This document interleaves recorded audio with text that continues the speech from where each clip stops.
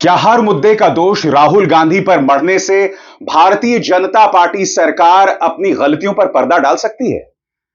डोकलाम को लेकर राहुल गांधी पर आरोप लगाया जा रहा है कि उन्होंने चाइनीज पक्ष से बातचीत की। क्या भारतीय जनता पार्टी सरकार यह बता सकती है कि डोकलाम संघर्ष में इस सरकार ने दावा किया था कि हमें चीन के ऊपर जीत मिल गई है, मगर क्या आप बतला सकते हैं कि आज डोकलाम के अंदर चाइना की क्या उपस्थिति है? क्या आप देश को यह बतला सकते हैं कि डोकलाम के जरिए चीन ने भारत की घेरेबंदी जो है वो और पुख्ता कर दी है? सबसे बड़ी बात, देश के गृह मंत्री अमित शाह आते हैं और कहते हैं कि विदेश मंत्री जो संवैधानिक पद पर हैं, जिन्होंने संविधान की शपथ ली है, उन्हें सुनिए, अमेरिका के राष्ट्रपति पर आपको विश्वास है? तो मैं आपसे पूछना चाहता हूं, जब आप विपक्ष में हुआ करते थे तब क्या आप प्रधानमंत्री मनमोहन सिंह को सराखों पर बिठाते थे? बताइए, क्या आप उस वक्त सरकार की आलोचना नहीं करते थे? क्या आप भूल गए जब मुंबई में हमले हुए थे तब आपने उस वक्त की सरकार को कितना घेरा था? आतंकवादी हमला चल रहा था और तब प्रधानमंत्री जो उस वक्त गुजरात के मुख्यमंत्री हुआ करते थे वो वहां पहुंच गए थे, सरकार की आलोचना कर रहे थे, हमले के खत्म होने का इंतजार तक नहीं किया। तब आपको देशभक्ति और राष्ट्रवाद की याद नहीं आई? सबसे पहले सुनिए, देश के गृह मंत्री अमित शाह के दोहरे मापदंड जो विपक्ष से कह रहे हैं कि अपने विदेश मंत्री पर विश्वास करो, और यह वो सरकार है जो सरकार की विदेश नीति, कूटनीति का इस्तेमाल करती है यहां भारत के अंदर वोट हासिल करने के लिए। सुनिए क्या कहा देश के गृह मंत्री अमित शाह ने। मेरी एक बात की आपत्ति है, भारत देश का शपथ लिया हुआ विदेश मंत्री यहां स्टेटमेंट कर रहा है, उस पर भरोसा नहीं है, उनको किसी और देश पर भरोसा है। मैं समझ सकता हूं उनकी पार्टी में विदेश का महत्व क्या है, मगर इसका मतलब ये तो नहीं है पार्टी की सारी चीजें यहां सदन में आकर थोपे। भारत के विदेश मंत्री पर भरोसा नहीं करोगे? ओथ लिया हुआ व्यक्ति यहां पर बोल रहा है, ही इज रिस्पॉन्सिबल। माननीय अध्यक्ष जी, इसीलिए ये वहां बैठे हैं और 20 साल तक वहीं बैठने वाले हैं। क्या आप मुझे बतला सकते हैं, आप वो इकलौती सरकार है आजाद भारत के इतिहास में जो हमारे सैनिकों के शौर्य पर वोट हासिल करते हैं? प्रधानमंत्री पुलवामा पर वोट मांगते हैं, ऑपरेशन सिंदूर पर वोट मांगते हैं, उड़ी सर्जिकल स्ट्राइक पर वोट मांगते हैं, और आप यह उम्मीद करते हैं अमित जी कि विदेश मंत्री जो भी कहें उसे सिराखों पर बिठाया जाए। कल विदेश मंत्री ने कई बातें कही और उनकी बातों से ज्यादा सवाल पैदा हो रहे हैं। यही बात प्रियंका गांधी वाड्रा ने कही जब वो बाहर आई। सुनिए प्रियंका गांधी वाड्रा क्या कह रही हैं। उनके शब्दों में, अब तक विदेश मंत्री इस सवाल का जवाब नहीं दे पाए हैं कि क्या अमेरिकी दखल से यह युद्ध खत्म हुआ। सुनिए प्रियंका गांधी वाड्रा क्या कह रही हैं। I mean, I think there are certain things he has not categorically said. So he has made some statements, but he has not categorically, for example, he has not categorically said that the US was not involved in the ceasefire. He has said Modi ji did not speak to Mr. Trump for a certain period, but he has not categorically said that the US was not involved. So that is interesting about it. इंतजार कीजिए, कल S Jaishankar ने क्या क्या गलत बयानी की, क्या क्या बातें कही, किस तरह से सवालों से बचते गए, वो मैं आपको बताऊंगा। मगर उससे पहले एक बार फिर हमारे गृह मंत्री अमित शाह, आप देखिएगा वो किस तरह से लोकसभा अध्यक्ष ओम बिरला को हड़का रहे हैं। सही सुना आपने, हड़का रहे हैं कि अगर आपने विपक्ष को नहीं रोका तो हम भी अपने सांसदों को नहीं रोक पाएंगे, क्योंकि उस वक्त विपक्ष जब एस जयशंकर बात कह रहे थे उनकी आवाजें आ रही थी। आप देखिएगा ओम बिरला को किस तरह से हड़काते हैं, और ओम बिरला कुछ नहीं कर पाते हैं, वो मुस्कुराते रह जाते हैं। दरअसल यही अंदाजे बयां है हमारे लोकसभा अध्यक्ष ओम बिरला का, और इसलिए उन पर पक्षपात का आरोप लगता है। यानी कि विपक्ष का नेता अगर उनको कुछ कहे तो वो गुस्सा जाते हैं, तमतमा जाते हैं। मगर देखिए देश के गृह मंत्री अमित शाह उन्हें क्या बोल रहे हैं, और उनके पास कुछ जवाब नहीं है, मुस्कुरा रहे हैं, कुछ भी नहीं कहा उन्होंने, कुछ भी नहीं कहा। सुनिए क्या नजारा था। संरक्षण देना चाहिए। उनके स्पीकर जब बोल रहे थे हम पूरे धैर्य से सुने। मैं बताऊंगा कितनी असत्य बातें बोली गई कल। परंतु फिर भी असत्य को भी हम हलाहल समझकर पी गए। अब ये सत्य भी नहीं सुन पाते हैं। माननीय अध्यक्ष जी, मुझे लगता है आपको प्रोटेक्शन देना चाहिए। बैठे बैठे टोका टोकी करना सबको आता है, ऐसा नहीं है हमें नहीं आता, मगर इतने गंभीर विषय पर चर्चा जब हो रही है तो सरकार के प्रमुख विभाग के मंत्री को बोलते हुए बैठे बैठे टोकना ये विपक्ष को शोभा देता है क्या? मान्यवर, आपने बिल्कुल उनको आग्रह से कहना चाहिए, वरना हम भी हमारे मेंबर को बाद में समझा नहीं पाएंगे। इंतजार कीजिए दोस्तों, कल असदुद्दीन ओवैसी ने भी कई अहम सवाल किए। सबसे बड़ा सवाल, उन्होंने कहा कि आप पाकिस्तान पर अंकुश डाल रहे हैं मगर उनके साथ क्रिकेट मैच खेल रहे हैं। ओवैसी का यह सवाल बहुत वाजिब है और उस सवाल का जवाब सरकार की तरफ से बिल्कुल नहीं आया कि आखिर क्यों एशिया कप में भारत पाकिस्तान के साथ खेल रहा है। बहिष्कार करो आप एशिया कप का। सुनिए ओवैसी ने किस तरह से कटघरे पर रखा है सरकार को। सवाल आपके जरिए से वजीर आजम और हुकूमत से यह है, फिर जिन इंसानों को बैसारा की वादी में मारा गया था, क्या आपका जमीर इस बात की इजाजत देता है कि आप ट्रेड बंद कर दिए, पाकिस्तान का एयरक्राफ्ट हमारे एयर स्पेस में नहीं आ सकता, उनकी कश्ती हमारे पानी में नहीं आ सकती, ट्रेड खत्म हो चुका है डायरेक्ट इनडायरेक्टेड, आपका जमीर जिंदा क्यों नहीं है? किस सूरत से आप पाकिस्तान से क्रिकेट मैच खेलेंगे जब हम पानी नहीं दे रहे हैं? 80% पानी पाकिस्तान का हम रोक रहे हैं, यह कहकर के पानी और खून नहीं बहेगा, आप क्रिकेट मैच खेलेंगे? मैडम, मेरा जमीर तो गवारा नहीं करता कि मैं उस मैच को देखूंगा। क्या इस हुकूमत में इतनी हिम्मत है कि उन 25 मरने वालों को फोन करके कहे कि देखो हमने ऑपरेशन सिंदूर में बदला ले लिया, अब तुम पाकिस्तान का मैच देखो? बड़ी अफसोस की बात है मैडम। ओवैसी ने कल कई अहम मुद्दे उठाए, मैं उसकी भी चर्चा करूंगा, मगर बहुत जरूरी हो जाता है कल किस तरह की बातें देश के विदेश मंत्री एस जयशंकर कर रहे थे। जी हां, वही एस जयशंकर जिनके बारे में थोड़ी देर पहले गृह मंत्री कह रहे थे कि उनकी बात पर विश्वास करो। उन्होंने राहुल गांधी पर आरोप लगाया कि भाई डोकलाम मुद्दे पर वो चाइनीज पक्ष से ब्रीफिंग ले रहे थे, उनसे बातचीत कर रहे थे। आज मैं एक सवाल पूछना चाहता हूं। भारत और चीन के बीच में संघर्ष हुआ था डोकलाम को लेकर। उस वक्त हमारे राष्ट्रीय सुरक्षा सलाहकार ने कह दिया था कि हमने चीन को पीछे खदेड़ दिया। क्या यह सरकार बता सकती है कि आज डोकलाम में चाइना की क्या उपस्थिति है? बहुत ही सरल शब्दों में मैं आपको बताने वाला हूं और इससे पोल खुलती है जो बात विदेश मंत्री ने कल संसद में कही। सबसे पहले मैं आपको बतलाना चाहता हूं, आपके स्क्रीन पर दोस्तों हिंदुस्तान टाइम्स का यह नक्शा। सितंबर 19, 2024 में चाइना की वहां पे 330 हाउसिंग यूनिट्स है जीवू विलेज में, जो कि भूटानीज टेरिटरी है। वहां पर 12 पब्लिक होल्डिंग्स हैं। और सबसे बड़ी बात, आप तुलना कीजिए अक्टूबर 12, 2022 से लेकर सितंबर 19, 2024, दोनों में फर्क देखिए। चीन की मौजूदगी डोकलाम भूटानीज टेरिटरी में कितनी बढ़ गई है, यह सरकार आपको यह नहीं बताएगी। आपके सामने नक्शा है, यह नक्शा सैटेलाइट से लिया गया है।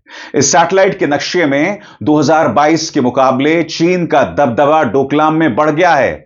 इस सवाल का जवाब दें विदेश मंत्री। और बात वहां नहीं रुकती दोस्तों, मैं आपको बतलाना चाहता हूं कि जब भारत और चीन के बीच डोकलाम में संघर्ष हुआ था, उसके बाद से लेकर अब तक किस तरह से चीन डोकलाम में मजबूत हुआ, एक एक करके आपके स्क्रीन पर तथ्यों के आधार पर मैं यह जानकारी दे रहा हूं। और आगे बढ़ने से पहले एक जरूरी संदेश, मेरे कार्यक्रमों के लिए आप नोटिफिकेशन का इंतजार मत कीजिए, मेरे चैनल में जाइए और खुद जाकर कार्यक्रम देखिए और रहिए अपडेटेड। और हां, ज्वाइन कीजिए मेरा चैनल, देखिए यह जरूरी संदेश। स्वतंत्र और आजाद पत्रकारिता का समर्थन कीजिए, सच में मेरा साथी बनिए। बहुत आसान है दोस्तों, इस ज्वाइन बटन को दबाइए और आपके सामने आएंगे ये 3 विकल्प, इनमें से एक चुनिए और सच के इस सफर में मेरा साथी बनिए। 2025 तक आते आते डोकलाम इलाके में चीन की पकड़ और मौजूदगी काफी मजबूत हो चुकी है। 2017 में भारत चीन के बीच जो टकराव हुआ था, उसके बाद चीन ने पीछे हटने के बजाय धीरे धीरे अपनी पकड़ और गहरी कर ली है। किस तरह से? सबसे पहले वहां पर इंफ्रास्ट्रक्चर बनाया, यानी सड़कें, गांव और बेस बसाया। चीन ने डोकलाम के आसपास तेजी से सड़कें, गांव और मिलिट्री पोस्ट बना डाली। 2020 से लेकर अब तक कम से कम 8 नए गांव डोकलाम के पास बनाए गए हैं और पिछले 8 सालों में 22 से ज्यादा बस्तियां भूटान के वेस्टर्न हिस्से में खड़ी कर दी गई हैं। ये गांव चीन की आर्मी की मदद के लिए बने हैं और अच्छी सड़कों से जुड़े हैं ताकि चीन तेजी से तैनाती कर सके। उसके बाद फौजी मौजूदगी और हथियारबंदी, यह बहुत अहम है दोस्तों, इस पर गौर किया जाए। डोकलाम से 50 किलोमीटर के अंदर चीन की 12 से ज्यादा मिलिट्री पोस्ट हैं। चीन ने यहां रॉकेट आर्टिलरी और हाईटेक सर्वेलांस सिस्टम भी लगा रखा है, जिससे भारत के सिलीगुड़ी कॉरिडोर यानी चिकन्स नेक पर नजर रखी जा रही है। यह कॉरिडोर भारत के नॉर्थ ईस्ट की लाइफलाइन है। इसके अलावा भूटान पर राजनीतिक दबाव। चीन अब भूटान के साथ सीमा सौदे की बात कर रहा है, जिसमें वो डोकलाम के हिस्से के बदले भूटान को कोई और जमीन देने की पेशकश कर रहा है। साथ ही चीन चाहता है कि भूटान उसके साथ डिप्लोमेटिक रिश्ते बनाए और वहां चाइनीज एम्बेसी खोली जाए। इसके अलावा सलामी स्लाइसिंग, धीमा मगर कब्जा किस तरह से किया जा रहा है आपकी स्क्रीन पर। चीन धीरे धीरे गांव बसाकर, लोगों को भेजकर और सड़कों से जोड़कर जमीन पर हकीकत बदल रहा है। यह वही स्ट्रैटेजी है जो उसने साउथ चाइना सी में अपनाई थी, धीरे धीरे कब्जा और हालात बदल देना। और स्वाभाविक सी बात है दोस्तों, इसका असर भारत और भूटान पर भी पड़ रहा है। भारत को इससे सबसे बड़ा खतरा सिलीगुड़ी कॉरिडोर को लेकर है, जहां से उसके नॉर्थ ईस्ट राज्यों तक जरूरी सप्लाई जाती है। भूटान पर चीन लगातार दबाव बना रहा है कि वो सीमा समझौता करे, जिससे भारत की रणनीतिक स्थिति कमजोर हो रही है। यानी कि बात स्पष्ट हो जाती है दोस्तों, डोकलाम में चीन कहीं ज्यादा मजबूत हो गया है। सबसे बड़ी बात, जो विदेश मंत्री ये कह रहे हैं कि मैं चीन गया था और मैंने चीन को जाके बता दिया कि इस तरह का जो आक्रामक तेवर वो नहीं चलेगा, क्या हमें हमारे विदेश मंत्री बता सकते हैं कि आजाद भारत के इतिहास में पहली बार 1962 के युद्ध के बाद हमारे 21 जवान शहीद हो गए थे? 21 जवान, और प्रधानमंत्री नरेंद्र मोदी के मुंह से चाइना शब्द नहीं निकला था। बताइए, सबसे बड़ी बात, आप नेता विपक्ष पर प्रहार कर रहे हैं क्योंकि उन्होंने चाइनीज एम्बेसी के अधिकारी से मुलाकात की। क्या आपके पास सबूत है कि यह देश के खिलाफ या देश के साथ गद्दारी है? क्या मुझे आप बता सकते हैं कि आजाद भारत के इतिहास में कौन सा वो शख्स था जो प्रधानमंत्री बनने से पहले 1 दर्जन बार बतौर मुख्यमंत्री चाइना गया था? जी हां, नरेंद्र मोदी, जब वो गुजरात के मुख्यमंत्री हुआ करते थे। अगर वो 1 दर्जन बार चीन गए थे तो क्या इसके लिए उन्हें गद्दार माना जाए? कल्पना कीजिए दोस्तों, अगर राहुल गांधी इस तरह से 1 दर्जन बार चाइना गए होते, आपको अंदाजा है अब तक उन्हें जेल में डाल दिया गया होता, यह कहकर कि देखिए साहब चीन के साथ मिले हुए हैं। वो एक बार अगर किसी चाइनीज एम्बेसी के अधिकारी से मिले तो आपने बवाल कर दिया। क्या आप मुझे बता सकते हैं कि बतौर मुख्यमंत्री नरेंद्र मोदी चाइना क्यों जा रहे थे? और उस वक्त जहां तक मुझे याद है, जब वो चाइना जा रहे थे, तब आप चीन में भारत के राजदूत हुआ करते थे, माननीय विदेश मंत्री। आपने अमेरिकी राष्ट्रपति के बारे में क्या कहा वो भी मैं आपको पढ़ के सुनाना चाहता हूं। आपने कहा, 10 मई को हमें कुछ फोन कॉल्स आए जिनमें दूसरे देशों की तरफ से यह कहा गया कि पाकिस्तान लड़ाई रोकने के लिए तैयार है। हमारी पोजीशन यह थी कि अगर पाकिस्तान वाकई तैयार है तो उसे DGMO, director general of military operations के जरिए औपचारिक रिक्वेस्ट भेजनी चाहिए। किसी भी स्टेज पर अमेरिका से हुई बातचीत में ट्रेड का कोई लिंक नहीं था। दूसरी बात, 22 अप्रैल के बाद प्रधानमंत्री और अमेरिकी राष्ट्रपति के बीच कोई कॉल नहीं हुई जब ट्रंप ने पहली बार संवेदना जताने के लिए कॉल किया था। तो मुझे बताइए, 28 बार। कल एक बार फिर डोनाल्ड ट्रंप ने कहा कि मैंने जंग रुकवाई, व्यापार का झुनझुना दिखाया, और आप खामोश क्यों हैं माननीय जयशंकर जी? यह सवाल किया जाएगा, आप खामोश क्यों ये बार बार ये शख्स बोल रहा है? और सबसे बड़ी बात, एस जयशंकर, क्योंकि राहुल गांधी मुद्दा उठाते रहे हैं कि इस सरकार की वजह से चीन और पाकिस्तान एक साथ आए। एस जयशंकर ने कहा कि भाई चीन और पाकिस्तान आज से नहीं 60 के दशक से एक साथ हैं।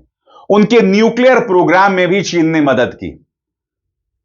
उन्होंने यह तक कहा कि 2005 और 2007 में चिंडिया शब्द बनाया गया, यानी कि भारत और चीन ट्रेडिंग पार्टनर्स बन गए। यहां पर भी आपने झूठ बोला। सबसे पहले सुनिए विदेश मंत्री कह क्या रहे हैं। saying we are now facing a two-front, and that the leader of opposition has been warning us about two-front. Now, all I can say, sir, is the person who said it, and maybe the leader of opposition, must have missed their history lessons in school. I'll tell you why. Because I would like to walk you through the history of this two-front.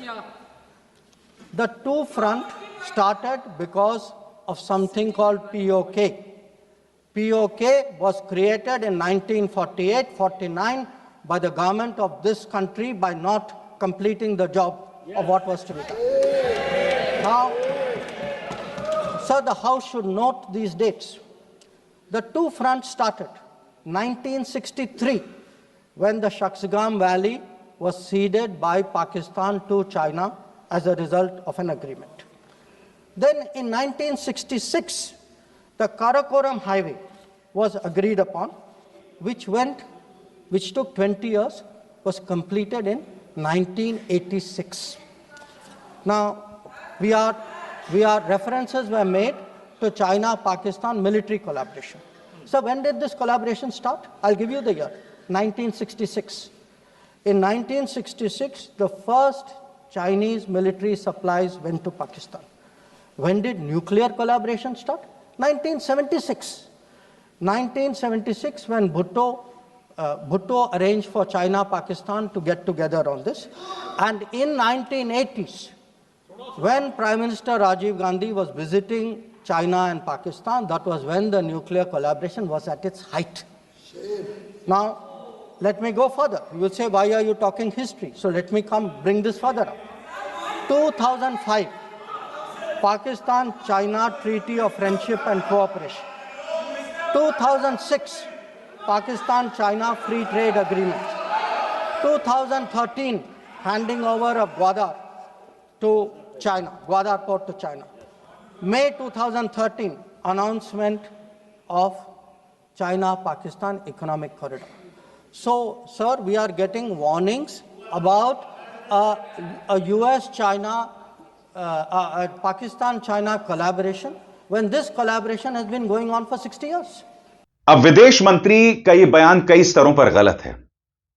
क्या विदेश मंत्री बता सकते हैं कि भारत और पाकिस्तान के बीच कई युद्ध हुए उसके बाद?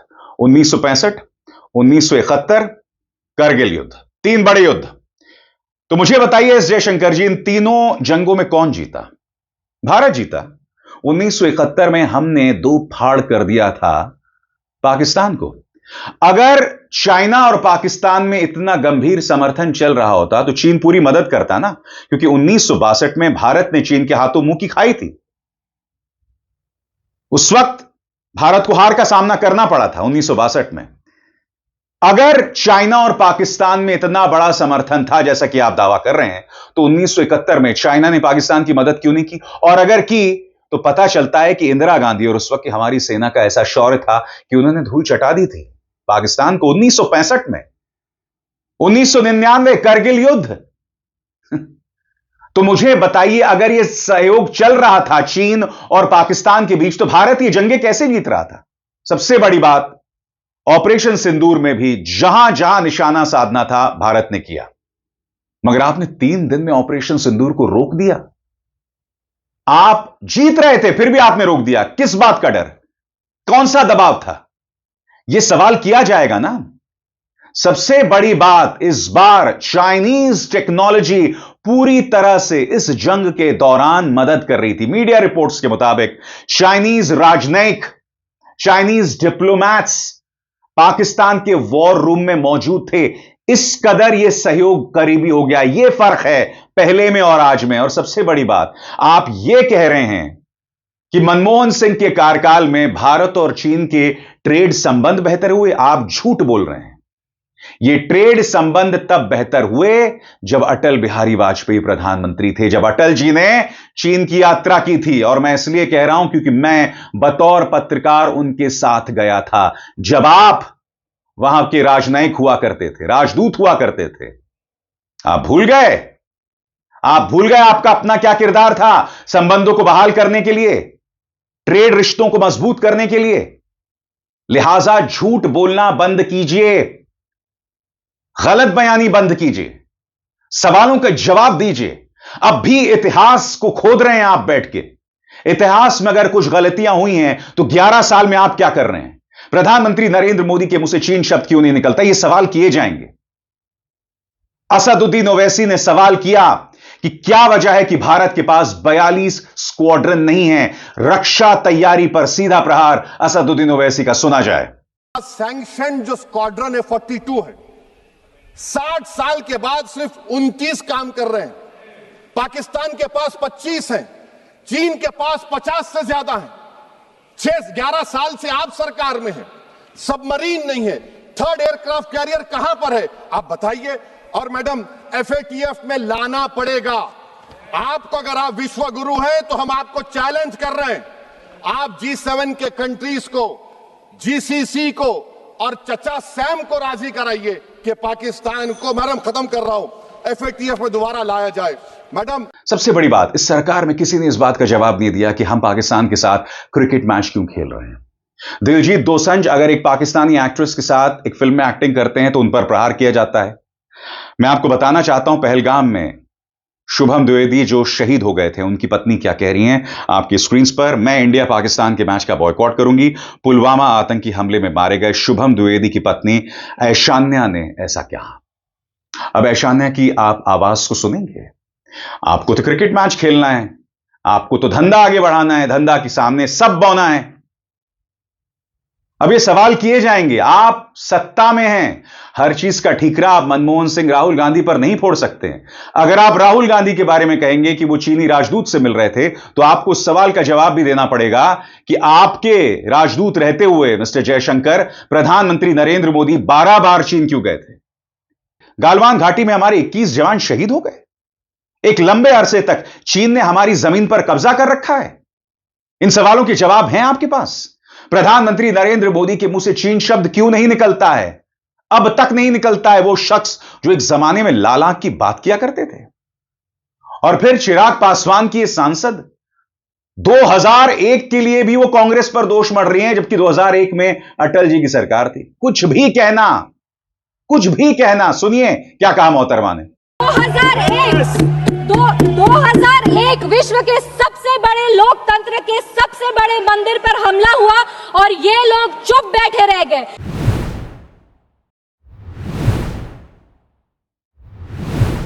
আমেরিকার প্রেসিডেন্টের জন্য নয়, আমরা আমাদের জন্য করেছি কথা বলে।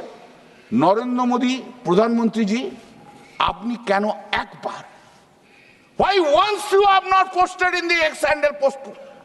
No, you are incorrect, Mr. President, American President. What you have said, you are incorrect.